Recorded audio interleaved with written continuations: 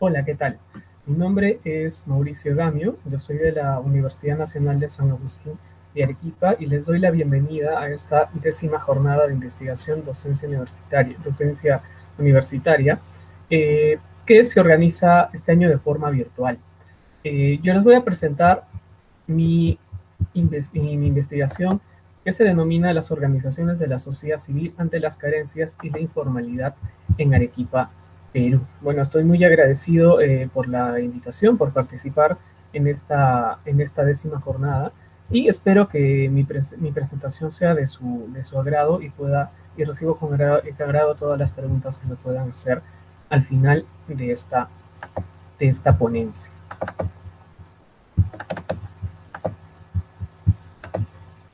Bien, las organizaciones de la sociedad civil en Arequipa han tenido un papel histórico y lo que intentamos hacer con esta presentación es visualizar todo lo que han venido haciendo, identificando también las carencias históricas que se tienen en los países latinoamericanos y un país como el Perú.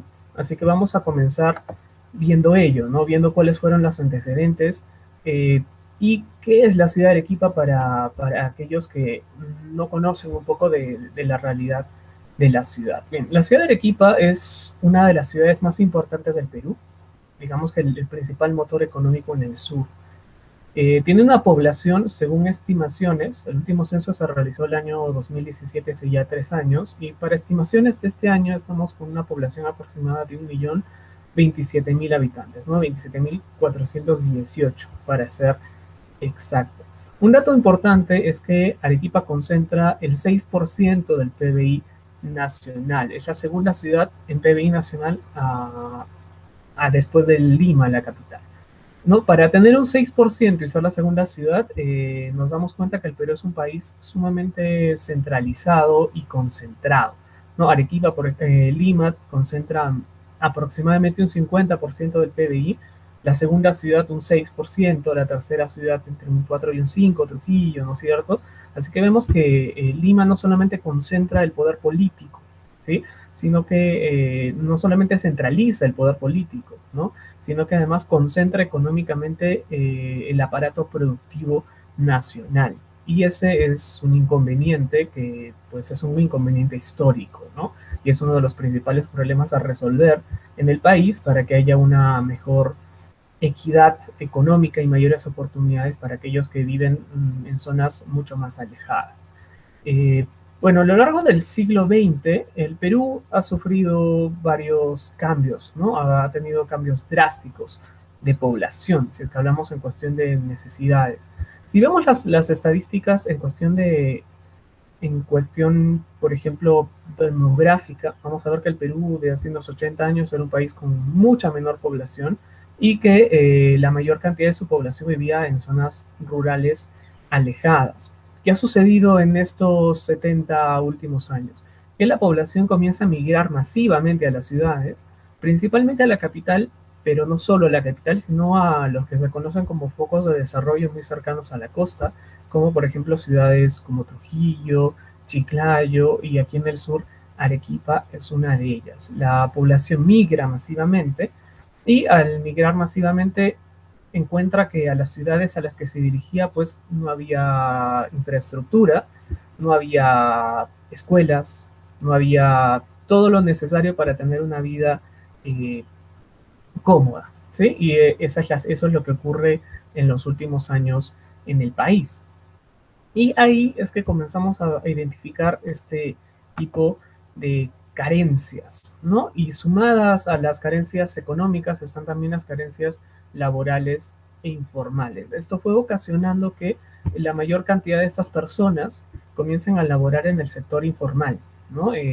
Claro, su calidad de vida era mejor en las ciudades que en las zonas rurales de donde provenía, pero no había digamos, las características o las condiciones para que haya una calidad de vida mejor.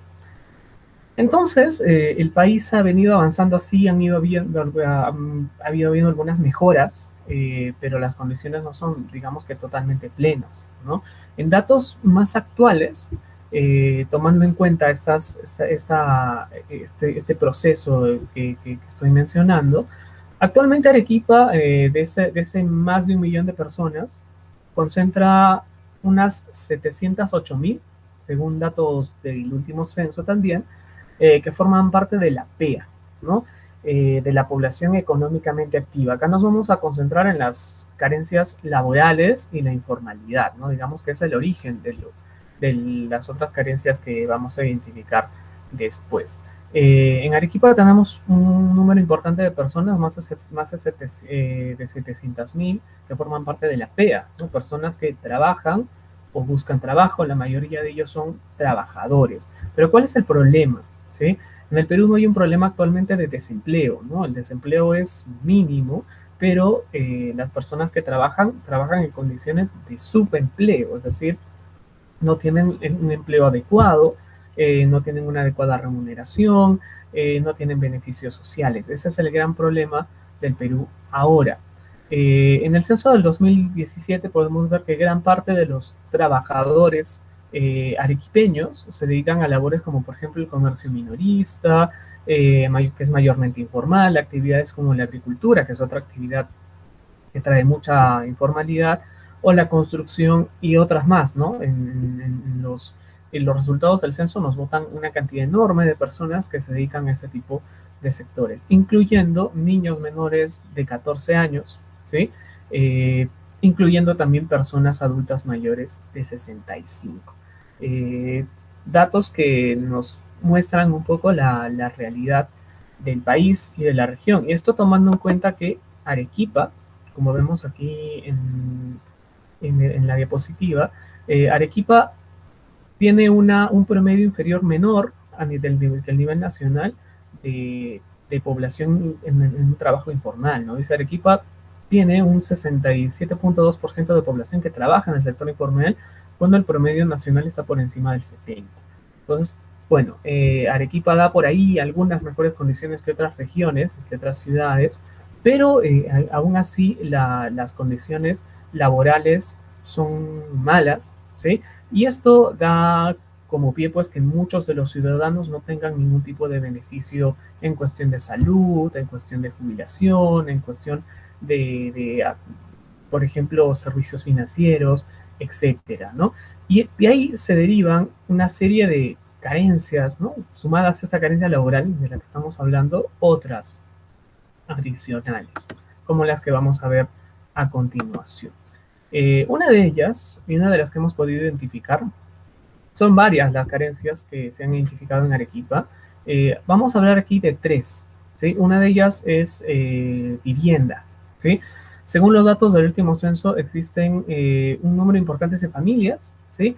Que residen en viviendas improvisadas, cabañas, incluso lugares no destinados para vivienda, sobre todo en zonas alejadas de la ciudad. Esto tiene que ver en parte con el proceso que venía mencionando al inicio, ¿no? En los años 80, 70, va a haber una migración importante de zonas rurales a urbanas en el Perú, y pues cuando llegan a las ciudades faltaban servicios, agua, desagüe, vivienda, ¿no? Entonces comienzan a establecerse en las zonas alejadas de las ciudades, en los alrededores de las ciudades, en lugares donde no había muchos servicios, ¿no? Y aquí pues hay una acción de las comunidades, de ellos mismos, a intentar resolver sus propios problemas, ¿no? Según datos del Fondo Mi Vivienda, podemos identificar que en Arequipa hay un déficit aproximadamente de unas 25.000 viviendas, aunque según otros organismos del Estado serían más de 80.000. No hay un dato preciso en cuanto a esto, pero esto es uno de los principales problemas, ¿no? Las familias intentan resolver su situación de vivienda, pues intentando recurrir, bueno, a lo que se tiene a mano en ese momento. Sin embargo, por ejemplo, ¿qué ha hecho el Estado para intentar solucionar este problema? Ha creado algunos programas como ese mismo Fondo Mi Vivienda, ¿no? ¿Cuál es el problema del Fondo Mi Vivienda o de Techo Propio o de algunos programas como estos?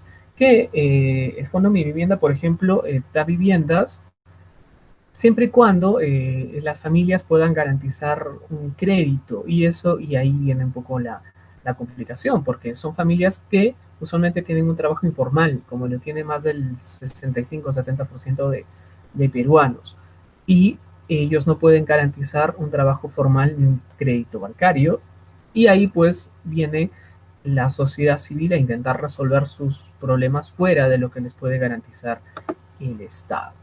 Otro problema significativo, otra carencia significativa es el sistema de salud. En el Perú tenemos varios sistemas de salud. Básicamente son tres, ¿no? Ahora se está hablando de unificar sistemas, pero es un poco difícil, ¿no? Tenemos tres principales. Uno de ellos es de salud, que es el seguro social, al cual pues todas las personas que son formales y tienen un empleo se les descuenta en la boleta de pago mensual para que puedan atenderse en un hospital de salud, antes conocido como el Seguro Social. Bueno, estos son pues un 25% más o menos de peruanos, aunque hay que tomar en cuenta que también es un servicio que a veces está saturado, ¿no? Y ahora, en plena pandemia, peor, eso se ha hecho mucho más evidente.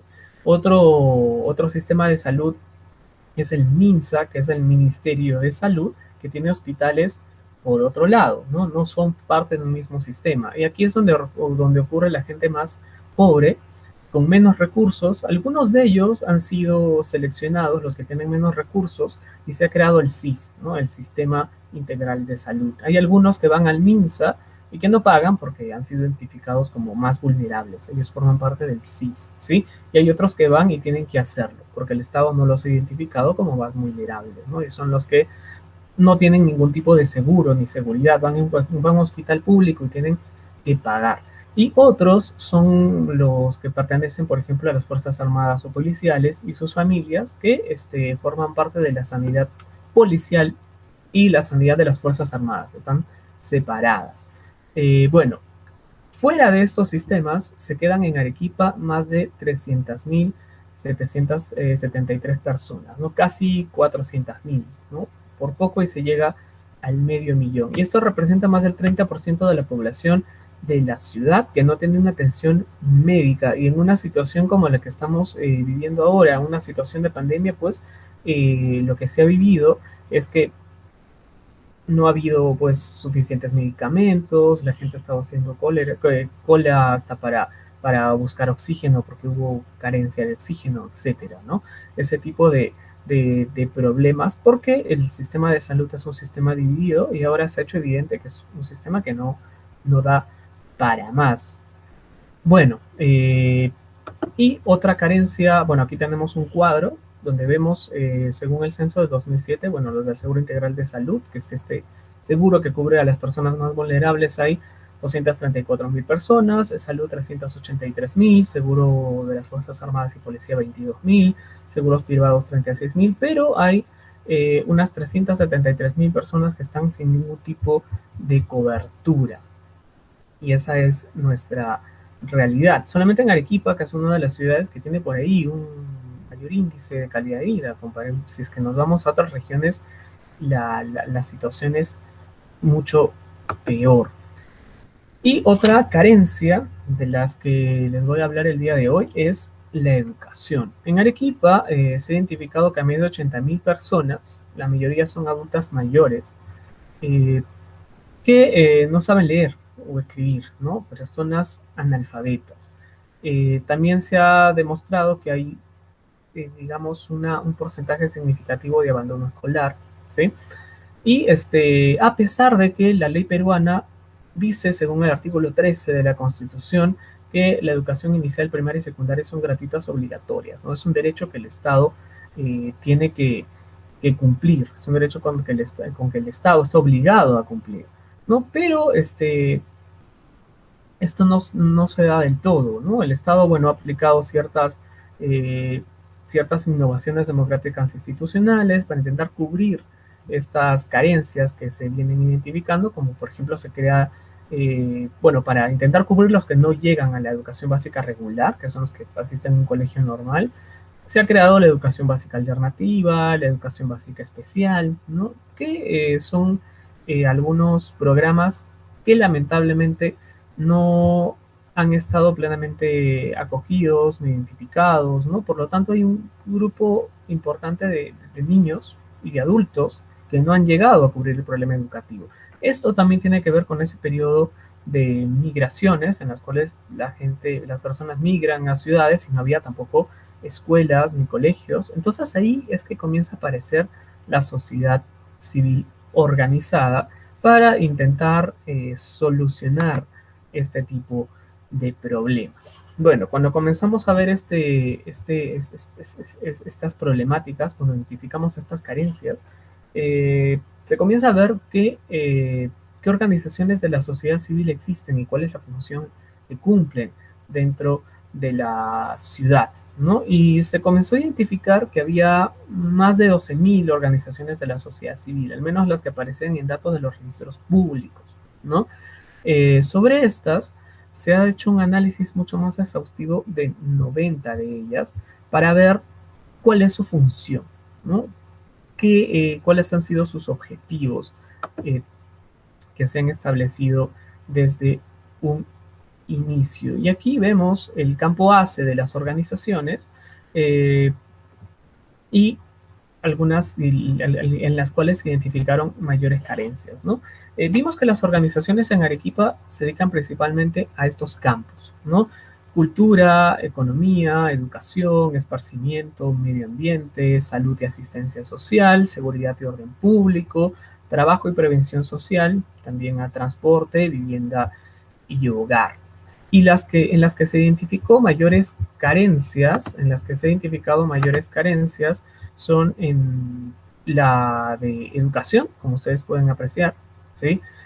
Salud y asistencia social y también vivienda y hogar, que son precisamente los campos que estamos tocando ahora, ¿sí?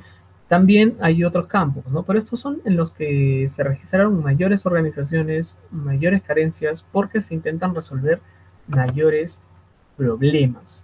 Para ejemplificar esto, voy a tomar en cuenta tres ejemplos particulares de organizaciones con las cuales se tuvo cierto acercamiento, ¿no?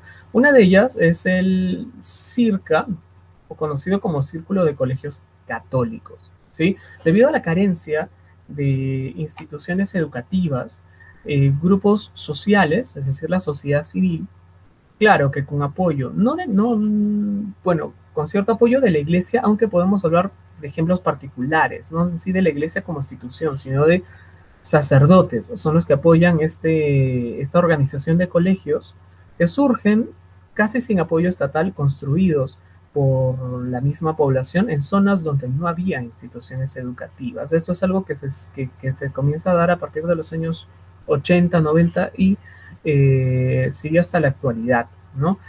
Aquí la sociedad civil organizada, con apoyo de algún tipo de organización, pero básicamente por los mismos pobladores, construyen, gestionan y manejan instituciones educativas primarias y secundarias y después piden apoyo estatal.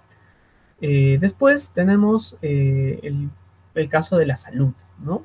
Al haber un gran porcentaje de población que no ha sido eh, cubierta por hospitales públicos, ¿no? El seguro social, ¿no es cierto? Aparecen instituciones como esta, que es el Policlínico Social Espíritu Santo, ¿sí? Que son policlínicos de bajo coste, ¿sí? Que se comienzan a organizar en urbanizaciones populares recién creadas, ¿sí? También con apoyo de la sociedad civil y con la intervención de algunos, en este caso de un sacerdote en particular, que comienza a pedir donaciones, ¿sí? Que comienza a pedir donaciones y a pedir la colaboración de médicos que atiendan en clínicas, en algunos casos gratuitas y en otros casos de bajo coste, ¿no? Es decir, se cobra un pequeño eh, un coste básico, ¿no? Simbólico, para poder atender a la población que, si es que va a un hospital, le sale muy caro, ¿sí? Y ni pensar de una clínica privada, ¿no? Eh, Y otro tipo de organizaciones son las organizaciones de vivienda. De estas no pongo un ejemplo en particular porque son muchas y con varios fines, ¿no? Hay organizaciones de vecinos que tienen como fin conseguir vivienda, ¿sí? Y a veces lo consiguen un terreno para establecerse ahí, pero una vez que han conseguido el terreno, comienzan a tener otros fines, ¿sí? Como por ejemplo materiales para construcción, como por ejemplo que después llegue el servicio de agua o llegue el servicio de luz, etcétera, ¿no? Y claro, por ahí tienen el apoyo lejano de alguna autoridad, pero básicamente esa es una acción social efectiva de la sociedad civil organizada que está logrando sus objetivos de tener vivienda, ¿sí? En este caso, o también salud, educación, así como existen estas organizaciones, existen muchas otras que también contribuyen al desarrollo de la sociedad desde las mismas organizaciones, intentando resolver una serie de problemas, ya sean también, por ejemplo, en contra de la delincuencia o por el medio ambiente, ¿sí? Pero yendo a grandes rasgos, a los grandes problemas que se han podido identificar, tenemos estos de aquí, ¿sí? Bueno, como conclusión, podemos ver que en las últimas décadas, en el Perú y en particular en Arequipa, se han dado grandes desigualdades económicas en la sociedad arequipeña y el resultado de estas grandes desigualdades ha habido procesos de migraciones y esto ha traído pues problemas económicos y sociales en la ciudad de Arequipa, identificándose carencias como principalmente la salud, la educación, eh, la salud de la educación y la vivienda, pero también otras como la cultura, el medio ambiente, la asistencia social, ¿no? La previsión social, etcétera. Y la acción social efectiva se ha realizado principalmente en estos tres campos, que son las principales carencias que se han identificado, ¿no? Así que concluimos que la acción social efectiva se da en la sociedad civil organizada para lograr resolver estas carencias que por las mismas coyunturas estatales, sociales, etcétera, no se han podido resolver. Bueno, muchas gracias por escucharme. Quedo atento a todas sus preguntas y estoy dispuesto a escucharlas, responderlas. Y, y nuevamente, muchas gracias por su atención.